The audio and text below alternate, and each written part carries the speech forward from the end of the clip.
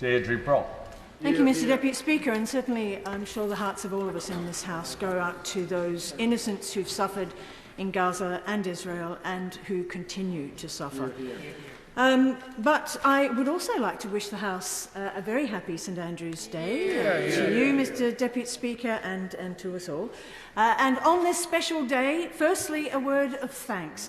The Leader of the House has described me in this chamber and on social media as sanctimonious, delusional, treacherous and slopey-shouldered. I can't say how much this kind of language from a Tory is a badge of honour for me in Scotland, so I am very grateful. Even more, her comments last week about Scotland's drug policies were literally front-page news. The Daily Record describing them as an odd rant, one of the more positive responses. One correspondent asked, "Why does Penny hate Scotland so much? Was she scared by the bagpipes as a child?" We certainly look forward to the Leader's reply to that. Her answer illustrated very comprehensively, I'm afraid, the attitudes and contempt on that side of the House for the people of Scotland. Maybe she needs to refresh her government's growing army of scriptwriters in Edinburgh, paid for, of course, by taxpayers' money. No more fact-free, out-of-date Trumpian rants, please.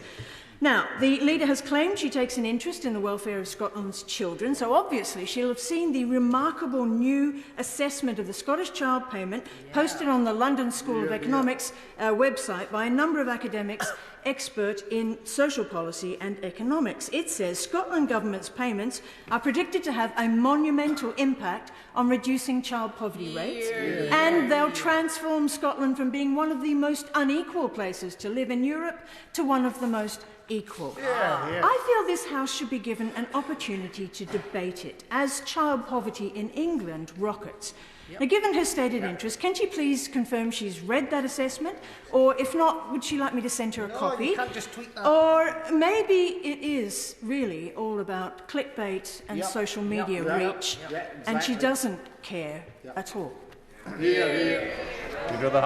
Well, let me add some more adjectives to the ones the Honourable Lady describes, because the SNP really have surpassed themselves this week in terms of being self-obsessed, self-pitying and self-delusional.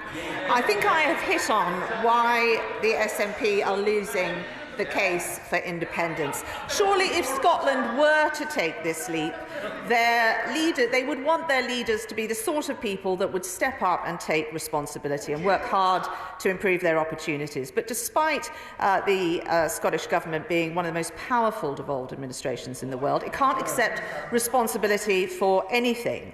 Given that they have been in power for 16 years and every single one of those years their budget has been 20% higher than England, who does she think it is that is responsible for Scotland's declining A&E performance, increased waiting times, 70% hike in drug-related deaths, 10% increase in the attainment gap, the 10 years they've been missing their cancer targets and their housing targets, or rising crime or soaring violence in schools, or the lowest police numbers since 2008, and the 1,700 fewer teachers?